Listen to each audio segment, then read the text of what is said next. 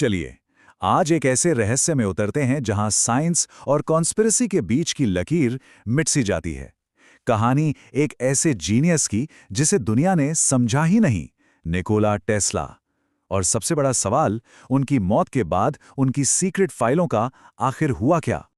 Tesla के लिए उनके आविष्कार, इन्वेंशंस सिर्फ काम नहीं थे, वो उनके बच्चे थे। उन्होंने कहा भी था, मेरे आविष्कार मेरे बच्चे हैं।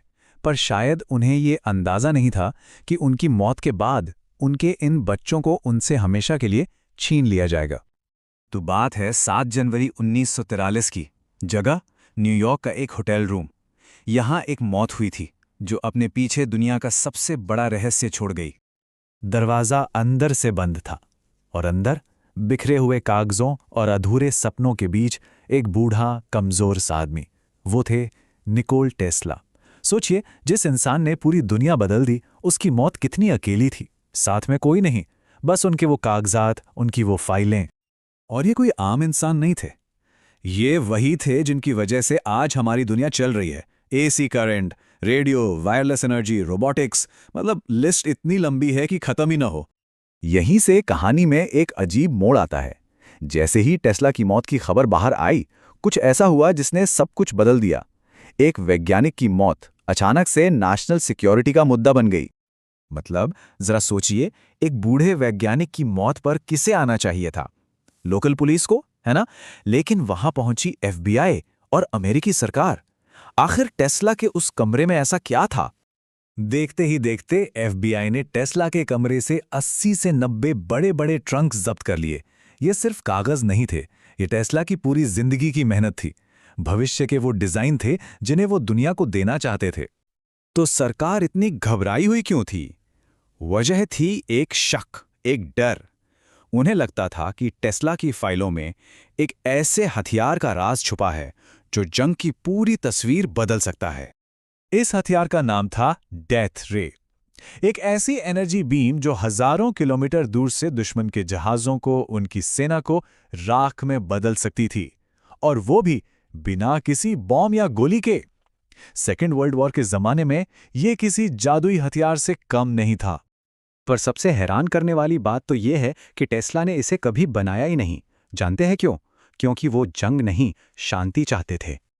खैर, सरकार के हाथ में अब टेस्ला के सारे सीक्रेट्स थे, तो उनकी जांच के लिए एक खास साइंटिस्ट को बुलाया गया।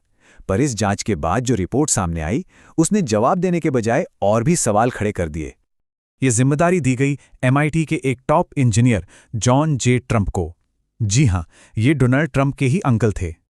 जॉन ट्रंप ने महीनों तक फाइलों को स्टडी किया और आखिर में अपनी रिपोर्ट दी। उन्होंने कहा, इन फाइलों में ऐसा कुछ भी नहीं है जो तुरंत किसी काम आ सके। लेकिन क्या ये सच था या फिर ये एक सोचा समझा कवर अप था? क्योंकि इस रिपोर्ट के बाद टेस्ला के बहुत सारे जरूरी कागजात हमेशा के लिए गायब हो गए। कई सालों के बाद सरकार ने टेस्ला के कुछ डॉक्यूमेंट्स उनके परिवार को वापस कर दिए, पर ये वो फाइलें बिल्कुल नहीं थीं जिनकी तलाश सबको थी। टेस्ला के सबसे क्रांतिकारी आइडियाज आज भी एक रहस्य हैं। तो आखिर गायब क्या क्या हुआ?